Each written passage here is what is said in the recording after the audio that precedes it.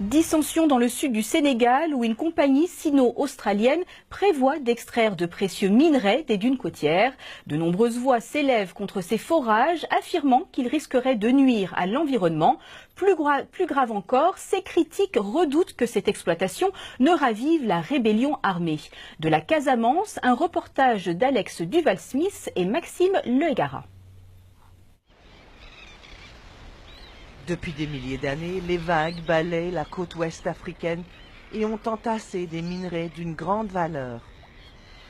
Une société a reçu une licence du gouvernement sénégalais pour exploiter ces sables lourds. On va perdre notre environnement, notre rizière, notre village et la déclaration de la guerre par les rebelles de la Casamance. Qu'est-ce que les rebelles disent? Ils sont des accords avec le gouvernement. Si ce n'est pas respecté, eux, ils vont revenir pour faire la guerre. Niafran ne doit pas être le lieu où la guerre de la Casamance va recommencer à cause de zircon. Parmi les minerais figure le zircon. Il sert à fabriquer des diamants synthétiques et utilisé aussi dans les smartphones. Les marchés en sont friands. Les militants opposés au projet insistent que la présence de sable lourd ralentit l'avancée de la mer. La société minière Astron s'est engagée à s'assurer que la dune demeure solide. Mais Niafran résiste. La bataille contre le projet dure depuis 6 ans. Des juristes soutiennent la communauté. Ils envisagent un recours en justice pour bloquer le projet. Ils soupçonnent aussi qu'il y a un manque de compréhension sur le degré d'opposition de la population. Les rebelles casamançais. Ils se battent depuis 35 ans pour l'autodétermination. Face à Dakar, leur combat se focalise sur le droit foncier et le contrôle des ressources. Des pourparlers de paix sont en cours, mais le souvenir de milliers de victimes traumatise la région entière.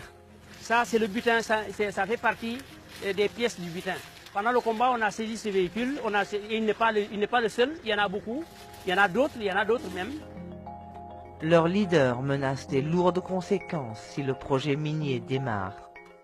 Ça représente donc une déclaration de guerre. Je suis clair que ça représente une déclaration de guerre. Plusieurs fois, nous avons convenu avec le Sénégal de ne rien toucher et d'attendre le règlement d'abord du conflit. L'indépendance d'abord, le reste après. À Dakar, au ministère des Mines, surprise et frustration. Si les populations ne sont pas d'accord, l'État du Sénégal verrait avec la société.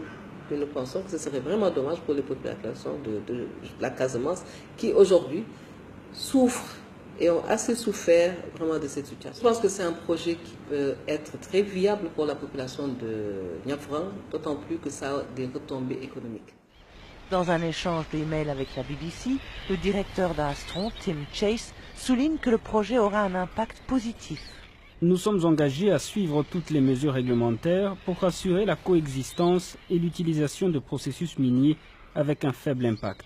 L'opposition de Salif Sadio, c'est de la vieille histoire.